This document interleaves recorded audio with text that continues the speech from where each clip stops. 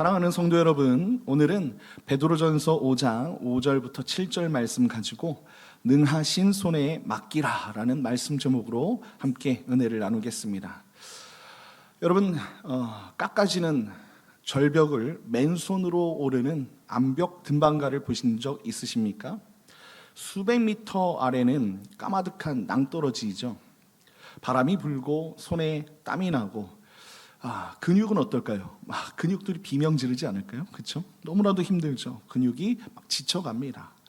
이때 등반가의 생사를 결정하는 것이 무엇이겠습니까? 팔 힘도 참 중요하고 체력도 참 중요해요. 그런데요, 결정적인 순간에 모든 것을 좌우하는 것은요, 단 하나라고 합니다. 어디를 붙잡느냐라는 거예요. 어디를 붙잡느냐. 그래서 암벽 등반에는요, 홀드라는 전문 용어가 있습니다. 홀드. 등반가가요, 손으로 붙잡는 바위의 돌출부를 말하는데요, 아무리 힘이 센 등반가라도 홀드가 부서지면 추락하게 되는 거예요. 그렇죠? 그래서 이 홀드가 가장 중요하다는 것입니다. 반대로 손가락 하나 걸칠 만큼 작은 홀드라도 그것이 아주 단단한 바위에 박혀 있으면 생명을 지탱할 수 있다는 것이에요. 등반가들 사이에는 이런 원칙이 있다고 합니다. 좋은 홀드를 잡아주면 쉬어갈 수 있다. 좋은 홀드를 잡으면 쉴 수 있다는 거예요. 아무리 지쳐도 단단한 홀드를 붙잡게 되면 거기서 숨을 고르고 다음 발걸음을 내딛는 그런 힘을 얻을 수 있다는 것입니다. 사랑하는 성도 여러분, 우리의 인생도 마찬가지 아니겠습니까? 고난의 절벽에서 우리가 무엇을 붙잡고 있느냐가 우리의 운명을 결정할 수 있다는 거예요. 돈을 붙잡으면 부서지죠. 사람을 붙잡으면 흔들릴 수밖에 없습니다. 내 능력을 붙잡으면 내 능력의 한계에 부딪히는 것입니다. 시편 73편 26절에 보면요, 성전의 악장이었던 이 아삽은 이것을 일찍이 깨닫고 이렇게 고백하는 것을 볼 수 있습니다. 시편 73편 26절에 이렇게 말씀하고 있어요. 내 육체와 마음은 쇠하나 하나님은 내 마음의 반석이시요 영원한 분깃이시로다. 아멘이십니까? 네, 그렇습니다. 내 마음의 반석, 영원한 분깃인 하나님, 이분이 우리가 붙잡아야 할 유일한 홀드라는 것입니다. 종교개혁자 마틴 루터는 이런 고백을 남겼습니다. 내 손에 많은 것을 쥐고 있을 때 나는 모든 것을 잃어버렸습니다. 그러나 내가 하나님의 손에 맡긴 것은 무엇이든 여전히 소유하고 있습니다 라고 고백을 합니다. 그렇습니다. 내 손으로 붙잡은 것은 다 잃어버리지만 하나님의 손에 맡긴 것은 하나도 잃어버리는 것이 없다라는 고백입니다. 문제는요, 우리의 손이 얼마나 강하냐, 이게 문제가 아니라는 거예요. 내가 아무리 능력이 있어도 그것은 다 부서지고 무너진다는 것입니다. 우리의 손이 무엇을 붙잡고 있느냐, 그 바위가 얼마나 단단하냐, 이것이 인생의 가장 큰 문제라는 거예요. 더 정확히 말하면 우리가 하나님을 붙잡는 것이 아니라 사실은 하나님의 능하신 손이 우리를 붙잡아 주셔야 우리는 인생을 제대로 살아갈 수 있다는 것입니다. 이것을 믿으십니까? 지난주 우리는 고난의 증인이 부르는 노래라는 말씀을 통해서 베드로가 장로들에게 타이틀을 내려놓고 자신의 직분을 내려놓고 자원함으로 섬기며 양의 무리의 본이 되라고 권면한 것을 우리가 함께 베드로전서를 통해서 말씀을 나눴었죠.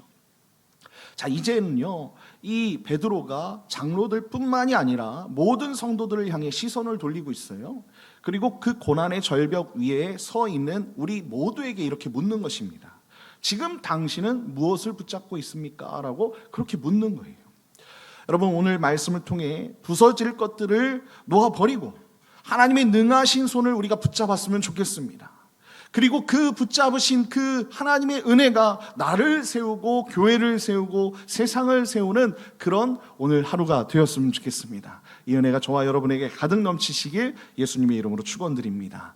자, 그렇다면 고난 속에서 우리가 가장 먼저 해야 할 일이 무엇이냐라는 겁니다. 자, 첫 번째는 이것입니다. 우리 다 같이 한번 읽어볼까요? 시작. 하나님의 손 아래 엎드리십시오. 하나님의 손 아래 엎드려야 되는 거예요.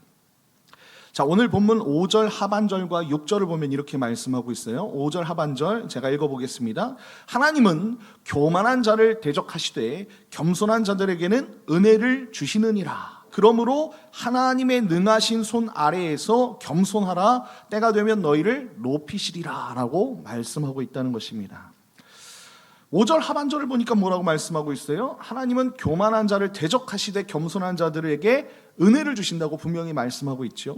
여러분, 이것은요 잠언 3장 34절의 인용입니다. 34절에 나오는 말씀이에요. 여기서 대적하시되라고 하는 이 헬라어는요 안티타세타이라고 되어 있는데, 원래 전쟁에서 적을 향해 군대를 배치하는 그런 군사 용어입니다. 그러니까 대적하다라는 것은요 군사 용어예요. 하나님이 교만한 사람을 향해서 전투 대응을 갖추신다라는 그런 뜻이에요. 하나님이 대적하신다, 그런 뜻입니다. 교만한 자의 대적은요 사람이 아니라는 거예요. 누구예요? 하나님이시라는 거예요. 정말 무서운 말입니다. 전능하신 하나님이 직접 군대를 이끌고 대적하신다는 거예요. 여러분, 구약에서도 하나님은 교만한 자를 경고하고 계십니다. 잠언 16장 18절에 보면 이렇게 말씀하고 있죠. 교만은 패망의 선봉이요 거만한 마음은 넘어짐의 앞잡이라 라고 말씀하고 있습니다. 패망이 오기 전에 교만이 먼저 앞장서서 걸어온다는 거예요. 그러므로 교만한 마음이 우리 가운데 몰려올 때 그것은 우리가 정말로 경계해야 되는 그런 위험 신호라는 거예요. 지금 내가 교만한가? 패망이 나를 향해 걸어오는구나. 이렇게 생각해야 되는 그런 깨달음이 우리 가운데 있어야 된다는 것입니다. 여러분, 반면에 겸손한 자에게는 어떻게 하세요? 은혜를 주신다라고 말씀하고 있죠. 은혜를 주시느니라. 여러분, 여기서 주시느니라라는 이 말씀은요 시제를 보니까 현재 시제로 되어 있어요. 한 번 주시고 마시는 것이 아니에요. 지금도 내일도 모레도 쉬지 않고 계속해서 교만하지 않은 자에게 뭘 주시는 거예요? 은혜를 부어 주시는 거예요. 교만의 반대말은 무엇입니까? 겸손 아니겠습니까? 여러분, 6절을 한번 보면 이렇게 말씀하고 있어요. 그러므로 하나님의 능하신 손 아래에서 뭐하라? 겸손하라. 겸손하라. 성경은 교만과 겸손을 대비해서 쓰고 있습니다. 그렇죠? 교만의 반대말은 겸손이라는 거예요. 하나님의 능하신 손이라는 표현이 있어요. 구약에서는 아주 익숙한 표현입니다. 출애굽기 3장 19절, 6장 1절, 신명기 9장 26절에서 하나님께서 이스라엘을 애굽에서 건져내실 때 사용한 그런 표현이에요. 하나님의 능하신 손이라는 표현이, 홍해를 가르시고 바로의 군대를 물리치시고 광야에서 만나를 내려주셨던 그 능하신 손이 하나님의 손이죠. 그 손이 지금 우리 위에 있다는 거예요. 우리 위에 있다. 때가 되면 너희를 높이시리라 라고 말씀하고 있지 않습니까? 여기서 때에 해당하는 헬라어는요 카이로라고 되어 있습니다. 여러분, 카이로스인데 아무런 때가 아니라는, 크로노스와 카이로스 들어보신 적 있죠? 크로노스는 그냥 일반적인 시간이고요, 카이로스는 하나님의 때를 얘기하는 거예요. 영적인 때. 여러분, 하나님이 주권적으로 정해놓으신 결정적인 때가 있다는 거예요. 카이로스가 있다는 거예요. 궁극적으로는 어떤 때입니까? 목자장이신 그리스도 예수께서 다시 오시는 그 때를 가르치시는 것이겠죠. 그렇죠? 재림의 때를 말씀하시는 거예요. 예수님은 이렇게 말씀하십니다. 누가복음 18장 14절에서 누가복음 18장 14절에서 이렇게 말씀하세요. 우리 다 같이 한번 읽어볼까요? 시작. 무릇 자기를 높이는 자는 낮아지고 자기를 낮추는 자는 높아지리라. 아멘. 그렇습니다. 예수님이 분명히 이렇게 말씀하신다는 거예요. 여러분, 누가복음 18장에 나오는 바리새인과 세리의 이야기 기억하시지요? 바리새인은 성전에 올라가 따로 서서 기도합니다. 남들이 보란 듯이 따로 서서 기도하는 거예요. 다른 사람들과 섞이기 싫었던 거예요. 그리고 이렇게 기도합니다. 하나님이여, 나는 다른 사람들 토색, 불의, 간음하는 자들과 같지 않습니다. 이 세리와도 같지 아니함을 감사하나이다 라고 그렇게 기도합니다. 자기가 얼마나 잘났는지 금식도 하고 11조도 드렸다고요, 그렇게 자랑하는 것을 여러분들 잘 아시죠? 반면에 세리는 어땠습니까? 세리는요, 멀리 서서 감히 눈을 들어 하늘을 쳐다보지도 못하고 다만 가슴을 치면서 이렇게 기도합니다. 하나님, 저를 불쌍히 여겨주세요.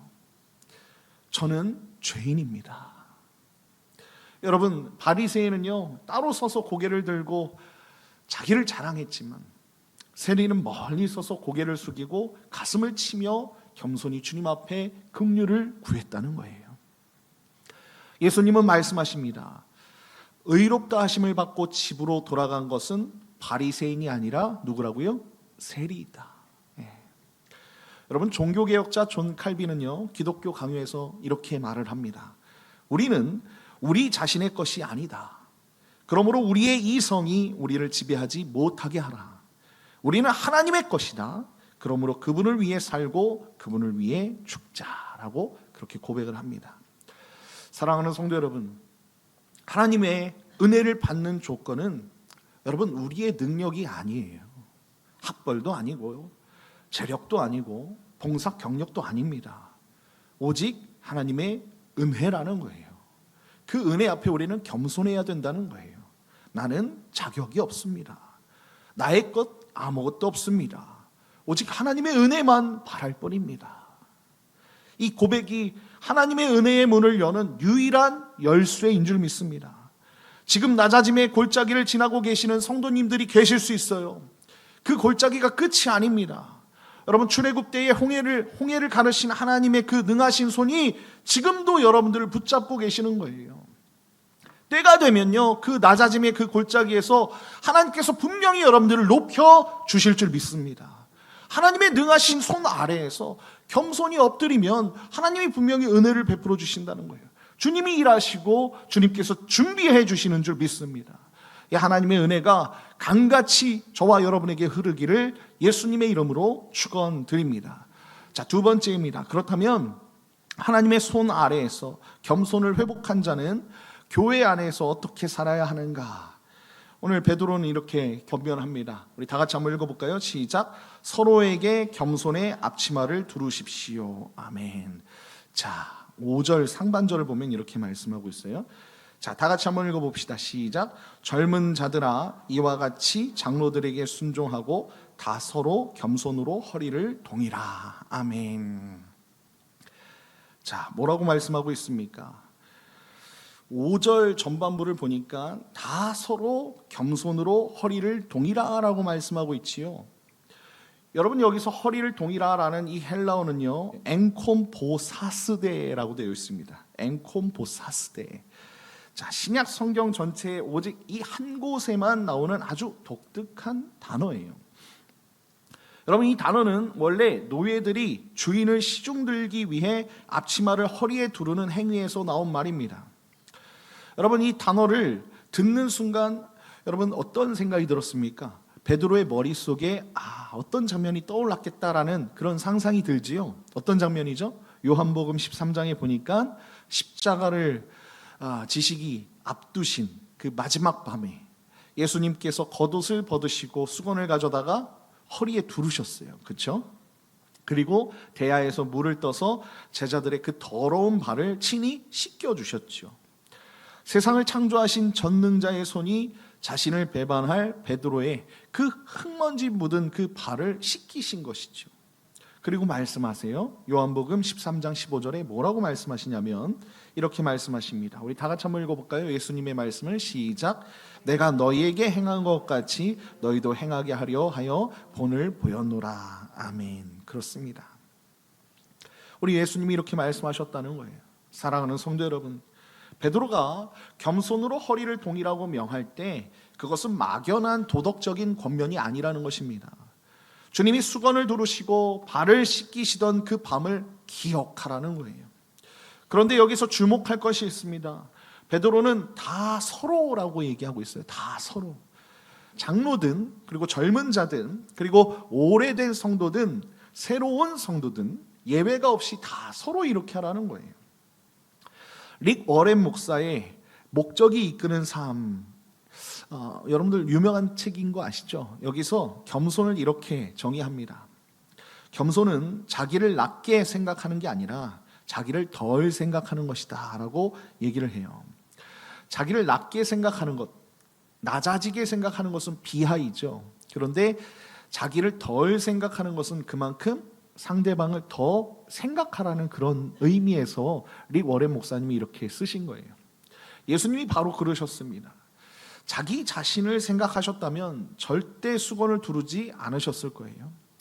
그분은 자기를 덜 생각하시고 제자들을 더 생각하셨기 때문에 전능자의 손으로 그 종의 일을 감당하셨다는 것입니다. 교회 안에서 우리는 가끔 이런 마음이 올라올 때가 있죠. 왜 나만 섬길까? 왜 저 사람은 인정받는데 나는 아닐까? 내가 이 교회에 얼마나 오래 봉사했는데, 이런 생각이 들 수 있습니다. 여러분, 이런 마음이 올라올 때 그것은 섬김의 문제가 아니에요. 은혜의 원천, 예수 그리스도의 그 은혜가 우리 안에 말랐기 때문에 이런 생각이 드는 것입니다. 하나님의 손 아래 겸손히 엎드려서 은혜를 먼저 채울 때 그 은혜가 교회 안에서 서로의 발을 씻기게 되는 것 아니겠습니까? 내 힘으로 섬기면요, 탈진할 수밖에 없습니다. 그러나 하나님의 공급하시는 은혜로 섬기면 지치지 않는다는 거예요. 우리는 하나님의 은혜를 흘려보내는 그런 은혜의 통로인 줄 믿습니다. 파이프라는 거예요. 파이프. 여러분, 파이프가, 그 통로가 이 물은 내 거야 라고 움켜쥐면 어떻게 됩니까? 그 파이프에 있는 그 물은요, 썩어지고 마는 거예요. 그리고 그 파이프는 커지게 되는 것입니다. 하나님의 은혜를 먼저 받고 그것을 서로에게 흘려보내는 것, 이것이 다 서로 겸손으로 허리를 동이라라는 이 말씀의 핵심 아니겠습니까? 여러분, 우리 드리움교회가 서로의 허물을 덮어주고 서로의 발을 씻기며 겸손의 앞치마를 두른 아름다운 공동체가 되길 예수님의 이름으로 축원드립니다. 자, 그렇다면 겸손의 앞치마를 두른 우리는 세상에서 어떤 모습으로 살아야 하는가라는 것입니다. 자, 세 번째는 이것입니다. 세 번째는요, 염려를 던져버리고 평안의 증인이 되라는 거예요. 염려를 던져버리고 평안의 증인이 되자라는 것입니다. 자, 7절 보면 뭐라고 말씀하고 있는지, 자, 다 같이 한번 읽어보겠습니다. 시작. 너희 염려를 다 주께 맡기라. 이는 그가 너희를 돌보심이라. 아멘. 그렇습니다. 여러분, 7절 보니까 뭐라고 말씀하고 있습니까? 너희 염려를 다 주께 맡기라. 이는 그가 너희를 돌보심이라 라고 말씀하고 있지 않습니까? 여러분, 여기서 염려에 해당하는 헬라어는요, 여러 조각으로 나누다라는 뜻의 메리조로 되어 있습니다. 염려가 무엇입니까? 여러분, 마음이 여러 개로 쪼개지는 것이 염려 아니겠습니까? 염려하면 다른 생각들이 너무나도 많이 나는 거예요. 그렇죠? 걱정, 근심이 막 생기지 않습니까? 여러 가지 경우의 수를 우리가 떠오르게 되는 거예요. 이것도 걱정이고 저것도 걱정이고 마음이 사방으로 흩어집니다. 한 가지도 집중하지 못하는 그런 상태가 바로 성경이 말하는 염려라는 거예요. 그런데 이 염려를 뭐라고요? 맡기라는 것입니다. 여러분, 이 맡기라라는 이 헬라어는요, 위를 향하여 던져버린다라는 뜻을 갖고 있어요. 여러분, 이게 무슨 말입니까? 예, 여러분들 염려를 하나님께 던지라는 거예요. 아멘이십니까? 여러분, 시편 55편 22절에 보면 이렇게 말씀하고 있어요. 이 말씀을 반영한 것인데, 자, 55편 22절 보니까 뭐라고 말씀하냐면 이렇게 말합니다. 내 짐을 여호와께 맡기라. 아멘이시죠? 예, 그가 너를 붙드시고 의인의 요동함을 영원히 허락하지 아니하시리로다 라고 말씀하고 있다는 것입니다. 예. 짐을 조심스럽게 내려놓는 게 아니에요. 이것도 한번 내려놓고 저것도 한번 내려놓고 천천히 내려놓는 게 아닙니다. 던지라는 거예요. 예. 필요 없으니, 네가 갖고 있는 건 필요 없으니 던지라는 거예요. 누구에게? 하나님께, 하늘 위로 던지라는 것입니다. 왜 그렇게 우리가 과감하게 던질 수 있습니까? 여러분, 7절 뒷부분이 그것을 우리에게 알려주고 있어요. 이는 그가 너희를 뭐라고요? 돌보심이라 라고 분명히 말씀하고 있지 않습니까? 여기에 돌보심에 해당하는 이 헬라어 멜레이라는 이 헬라어는요, 깊은 관심을 갖다라는 뜻을 갖고 있습니다. 그리고 이 단어는 현재 시제로 쓰여져 있는데요, 우리 하나님께서 여러분을 한 번 돌보고 마시는 게 아니에요. 계속해서 지금 이 순간도 내일도 모레도 쉬지 않고 하나님은 여러분들을 돌보시고 하나님은 여러분들을 지키신다는 것입니다. 여러분, 이 말씀을 믿으시길 예수님의 이름으로 축원드립니다. 여러분 19세기 영국의 위대한 설교자 찰스 스펄전은요, 바로 이 베드로전서 5장 7절을 묵상하면서 이렇게 고백했다고 합니다. 하나님이 너를 돌보시는데 네가 왜 또 염려하느냐? 그분을 신뢰할 수 있지 않은가? 너의 짐을 그분께 던져버려라. 그분은 너를 붙드실 것이다. 아멘이시죠? 네, 같은 말씀이에요. 같은 말씀. 왜 우리가 염려합니까? 하나님 앞에 다 던질 수 있는데. 스펄전의 질문은요, 단순하지만 아주 핵심을 찌른다는 거예요. 하나님이 돌보시는데 왜 염려하냐라는 것입니다. 사랑하는 성도 여러분, 예수님께서는 산상수훈에서 분명히 이렇게 말씀하십니다. 마태복음 6장 26절과 28절에 보면 뭐라고 말씀하시냐면, 여러분들 잘 아시죠? 공중의 새를 보라, 심지도 않고 거두지도 않고 창고에 모아들이지도 아니하되 너희 하늘아버지께서 기르시나니 너희는 이것들보다 귀하지 아니하냐. 믿으시죠? 아멘이시죠? 자, 28절을 보니까 들의 백합화가 어떻게 자라는가 생각하여 보라. 수고도 아니하고 길쌈도 아니하느니라 라고 말씀하고 있다는 것입니다. 그렇습니다. 공중의 새도 먹이시고요, 들의 백합화도 입히시는 하나님께서 하물며 그분의 피로 사신, 예수 그리스도의 그 피값으로 사신 여러분들, 저와 여러분을 돌아보시지 않으시겠습니까? 여러분, 염려를 혼자 끌어안고 밤새 끙끙거리는 것은요, 내가 해결해야 된다라는 자기 의존이에요. 이것은 또 다른 말의 교만일 수 있다는 것입니다. 여러분, 교만의 또 다른 얼굴일 수 있어요.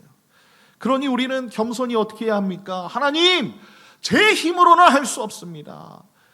이 짐을 주님께 던집니다.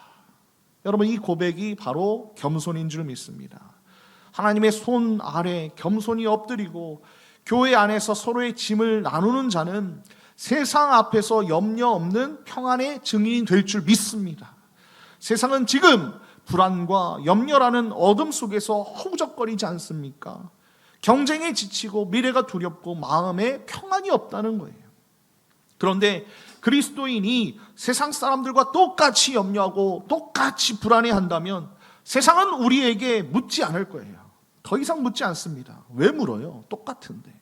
그러나 우리의 염려를 하나님께 던져버리고 평안한 얼굴로 살아가는 그 성도의 모습을 우리를 통해 볼 때 세상은 묻지 않을 수 없죠. 그렇죠? 당신은 어떻게 이렇게 어려운 세상에서 평안할 수 있습니까? 이렇게 물을 수 있다는 거예요.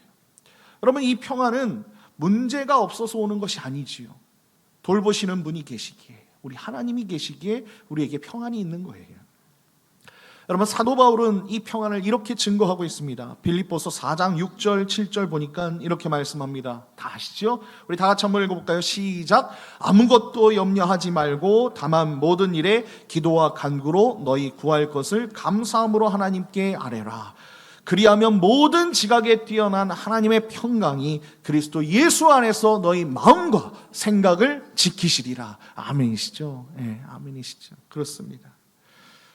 염려를 하나님께 던져버릴 때 모든 지각에 뛰어난 이해할 수 없는 하나님의 그 평강이 우리의 마음과 생각을 지켜주신다는 거예요.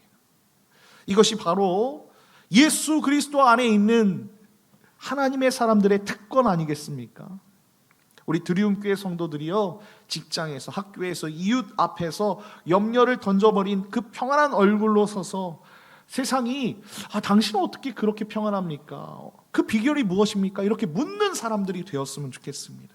이게 복음의 증인들 아니겠습니까? 이 복음의 증인들로 아름다운 하나님의 그 이름을 세상 가운데 드높이는 저와 여러분이 되었으면 좋겠습니다. 결론입니다. 사랑하는 드리움교회 성도 여러분, 오늘 우리는 능하신 손에 맡기라라는 제목으로 함께 말씀을 나눴습니다. 말씀을 맺으면서 사자성어를 하나 떠올렸습니다. 여러분도 잘 아시는 말씀이에요. 고진감래 아시죠? 쓴 것이 다하면 단 것이 온다라는 뜻입니다. 네, 뭐라고요? 쓴 것이 다해지면 단 것이 오는 거예요. 그렇습니다. 여러분, 세상 사람들도 고생 끝에 낙이 온다라고 그렇게 말을 하는데, 그러나 성경이 말하는 고진감래는요, 조금 차원이 달라요. 그 등급과는 다릅니다. 세상의 고진감래는요, 확실하지 않지요. 고생한다고 반드시 좋은 날이 오는 것은 아니기 때문에 그렇습니다. 그러나 하나님 앞에서 고진감래는요 확실한 줄 믿습니다. 왜냐하면 때가 되면 높이시겠다고 약속하신 분이 우리 전능하신 하나님이시기 때문에 그래요. 그분의 능하신 손이 홍해를 가르셨고, 그분의 능하신 손이 예수님을 죽은 자 가운데서 다시 부활케 하셨고, 그분의 능하신 손이 지금 이 시간에도 우리를 붙잡고 계시는, 홀드하고 계신다는 거예요. 잔잔한 호수에 돌멩이 하나를 던지면 동심원이 퍼져나갑니다. 처음에는 작은 원, 그 다음에는 조금 더 큰 원, 마침내 호수 전체로 퍼져나가죠. 하나님의 은혜가 바로 이와 같다는 거예요. 먼저 하나님의 능하신 손 아래 겸손히 우리가 엎드릴 때 그 은혜가 나를 세워가는 것을 여러분들 잊지 마십시오. 그 은혜를 받은 내가 교회 안에서 겸손의 앞치마를 두르고 서로 섬길 때 그 은혜가 공동체를 세워가는 것입니다. 그리고 그 공동체가 염려를 던져버리고 평안의 얼굴로 세상 앞에 섰을 때 그 은혜를 통해 공동체, 교회가 세워질 줄 믿습니다. 사랑하는 성도 여러분, 우리가 붙잡아야 할 유일한 홀드, 그 홀드는, 그 단단한 바위는 하나님의 능하신 손인 줄 믿습니다. 아니, 더 정확히 말하면 그 능하신 손이 이미 우리를 붙잡았다는 그 확신이 우리 가운데 있어야 된다는 것입니다. 여러분, 이사야 41장 10절의 말씀, 이 10절의 말씀으로 오늘 말씀을 마치려고 합니다. 우리 다 같이 한번 읽어봅시다. 시작. 두려워하지 말라. 내가 너와 함께함이라. 놀라지 말라. 나는 내 하나님이 됨이라. 내가 너를 굳세게 하리라. 참으로 너를 도와주리라. 참으로 나의 의로운 오른손으로 너를 붙들리라. 아멘이십니까? 그렇습니다. 이 약속의 말씀을 여러분들이 붙잡으십시오. 하나님은 이미 여러분들과 함께 하시고 능하신 손으로 여러분들을 붙잡고 계신다는 것. 그래서 우리가 교회 안에서 겸손의 앞치마를 두르고, 그리고 세상 앞에서 염려를 던져버리며 평안의 증인으로 살아가는 저와 여러분 다 되시길 예수님의 이름으로 간절히 축원드립니다.